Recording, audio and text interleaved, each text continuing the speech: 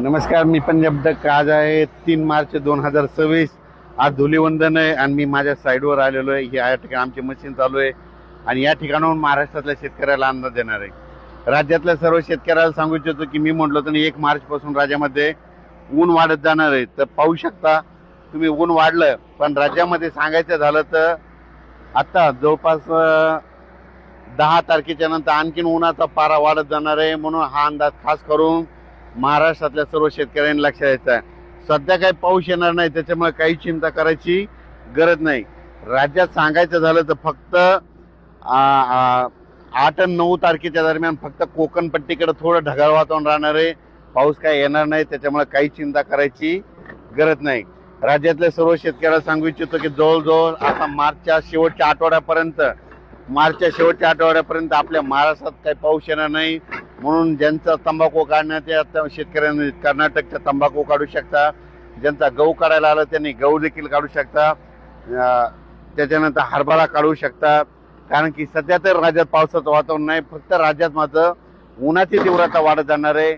म्हणून हा अंदाज खास करून सर्व शेतकऱ्यांनी लक्ष द्यायचा. तर राज्यातले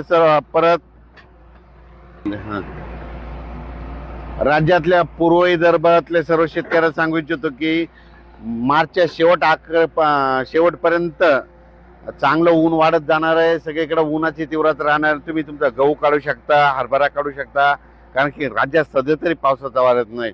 पश्चिम विदर्भातल्या सर्व शेतकऱ्यांना सांगू इच्छितो की पश्चिम विदर्भात देखील सध्या काही पाऊस येणार नाही. म्हणून सर्व शेतकऱ्यांसाठी हरभरा गहू काढणाऱ्या शेतकऱ्यांसाठी आनंदाची बातमी. त्याच्यानंतर उत्तर महाराष्ट्र आणि पश्चिम महाराष्ट्रातल्या सर्व शेतकऱ्यांना सांगू इच्छितो की राज्यात 10 मार्चच्या नंतर आणखी उन्हाची तीव्रता वाढत जाणार आहे. म्हणून हा अंदाज सर्व शेतकऱ्यांनी लक्षात द्यायचा.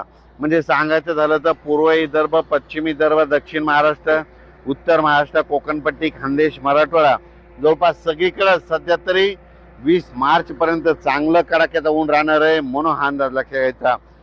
हा अंदाज सर्व शेतकऱ्यांनी लक्षात घ्यायचा. फक्त वातावरण फक्त कधी बदल होईल, जर झालं तर मार्चच्या शेवटच्या आठवड्यात बदल होणार आहे. म्हणून हा अंदाज खास करून महाराष्ट्राच्या सर्व शेतकऱ्यांनी लक्षात द्यायचा.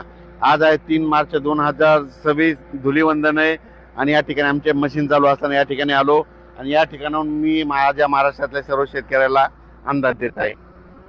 शेतकऱ्यांना हळद शिजवायची असेल तर तुम्ही शिजवू शकता, कारण की राज्यामध्ये सध्या पाऊस काय येणार नाही. म्हणून हळद शिजविण्यासाठी चांगलं वातावरण आहे, हरभरा काढणीसाठी चांगलं वातावरण आहे, गहू काढणीसाठी देखील पोषक वातावरण आहे.